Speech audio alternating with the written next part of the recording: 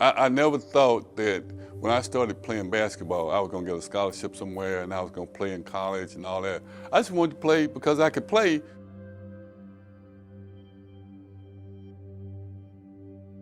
You know, that my Birmingham growing up, that's a very interesting question because I grew up and I went to Parker High School. And when I say that today, people say, oh, Parker High School, that area. Well, that's not the area that's not the world I grew up in. But first of all, he was a good student. Everybody loved him because he was a, easygoing person. It was a tough neighborhood, but it was a nice neighborhood. He had a mother who went out there, like you said, I never knew his father. But at the same time, people would take care of you in the neighborhood too. His mother was a single parent. She always expected him not to give any excuses about anything. My mom was, she was something else. That's who Mildred Hudson was. She was a young mother, a single parent, and I laugh when I talk about her because, traditionally I didn't grow up with some of the things that people say, well, this is what you should have. We had a park that I learned how to play basketball in. I knew I could play, but in the park, there was no respect to a person in the park. It didn't matter if you could play or not. You had to win to keep playing. He loved the game. He knew he could play too. He was in a neighborhood where kids came behind him, but he was such a good athlete and a good person. Other little kids looked up to him. Well, I never played organized basketball until I was in the 10th grade.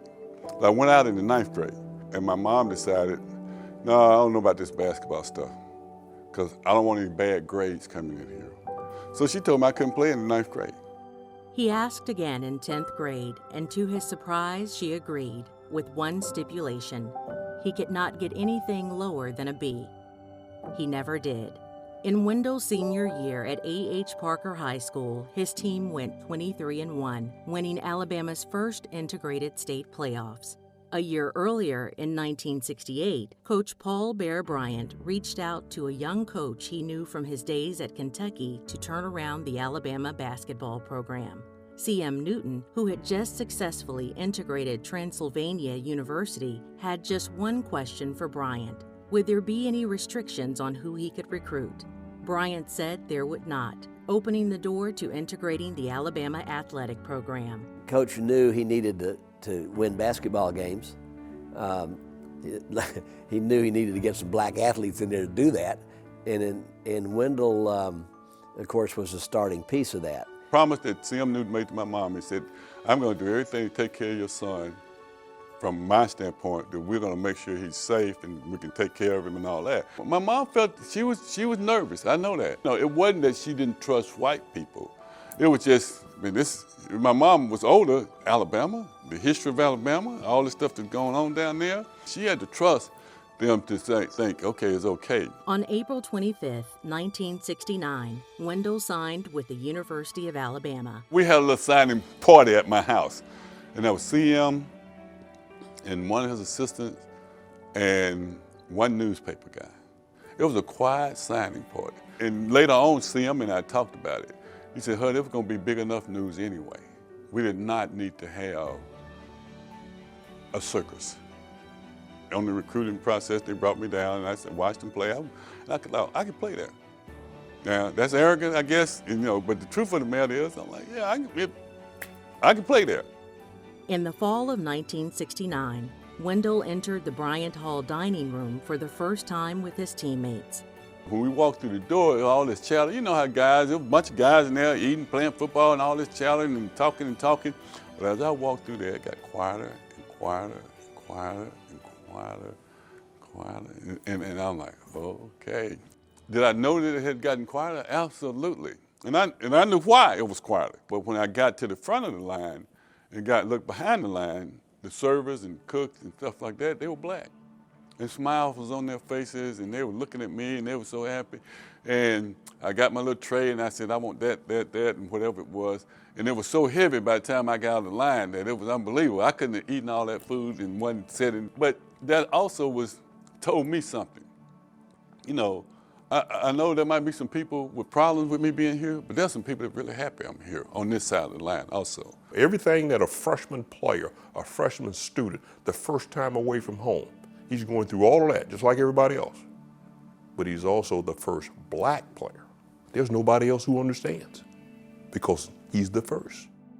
Later that fall, Wendell sat alone at a table eating a peanut butter and jelly sandwich and noticed Coach Bryant in the cafeteria line.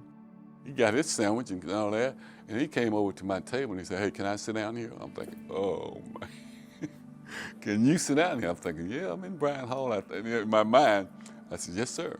And he sat down at the table and started kind of talking. I do not remember the conversation. I can tell you that right now. So I'm sitting there thinking, well, one of my teammates gotta come and sit down at this table. No one even came close enough that I could even talk to in the next table and sit down at that table. And I'm trying to eat that peanut butter and jelly sandwich as fast as I can. I'm thinking, don't get choked, don't pass out in here. Coach Bryant understood what it's like to be on the outside looking in because he grew up very poor. I think he did it to say to everybody, all the football players that was in there, because if Coach Bryant come and sit down with you, and then he's okay, everybody's okay. Hudson made an immediate impact on Alabama basketball. It was an amazing time to be there because when we showed up, nobody came to the game, very few. But then we started getting good. And guess what? People wanted to buy our tickets. Hot dog. We're starting to rate up there. And by the time we finished, we packed the place. As a freshman, the people would come out and watch us play because we were pretty good, and then the crowds would get smaller when the varsity played.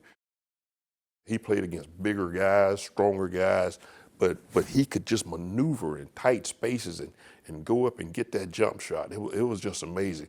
Really hacked me off. He could jump a lot higher than I could. I prided myself on my offensive abilities. He didn't need to do all the stuff I need to do. He just turn around and jump over you. I'm a 10-year-old kid attending the CM Newton camp, and meeting Wendell Hudson was like meeting Michael Jordan. So I was in a fog because he was my hero on the court. In the winter of 1970, the Alabama freshman basketball team visited Ole Miss for the first time as an integrated squad.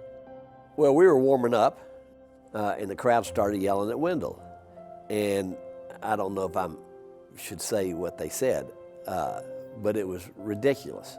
And we went to HUD and asked him, these guys need to shut up, and we can go make them shut up. And we're happy to go do that. And he said, don't be ridiculous. We're not going to do that. Forget it. Doesn't affect me. To be a freshman and to deal with all that at that age and to be the only one there, there's nobody else can understand what he's going through. They never stopped. They got quieter after we beat them, but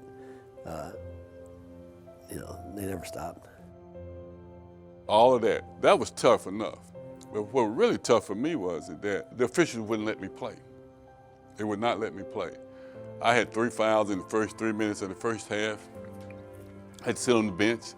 I started the second half. The coach, I got a foul, and I couldn't even get out of the game before I got another foul.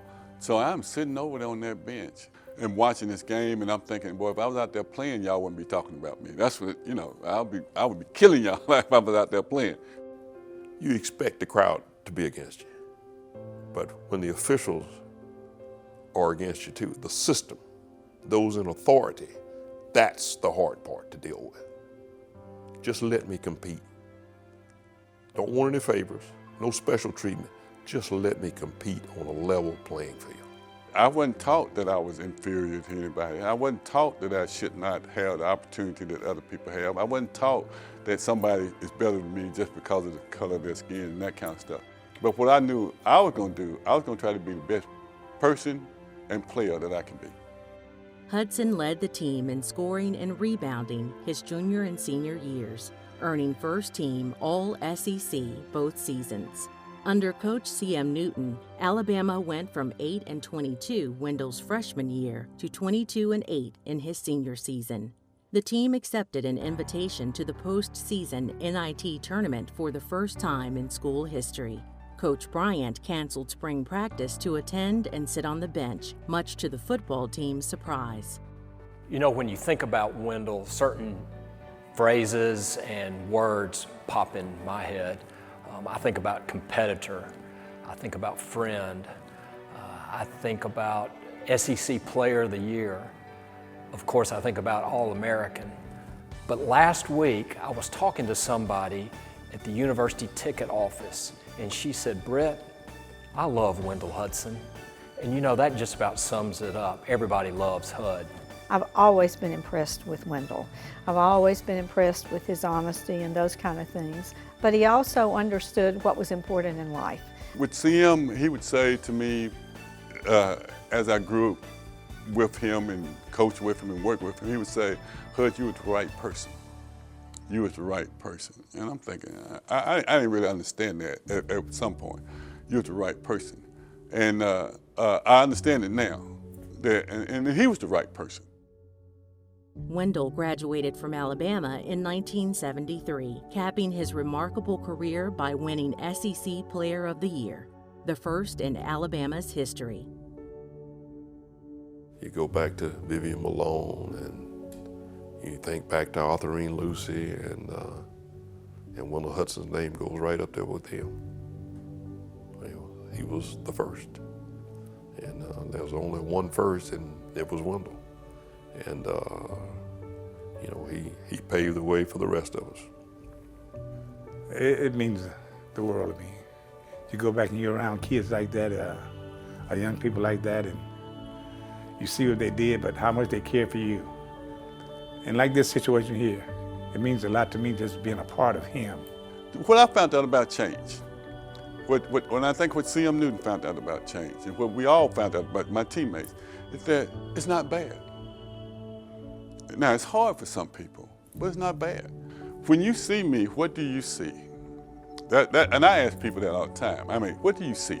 If you just see a black man, then you don't see me. And I think that what the Ole Miss deal did when all of this stuff happened, it made all my teammates, they didn't see me as a black young man. I was their buddy, their friend. And once you become their friend and their buddy, and these people are mistreating your friend and you care about them, it changes the whole world.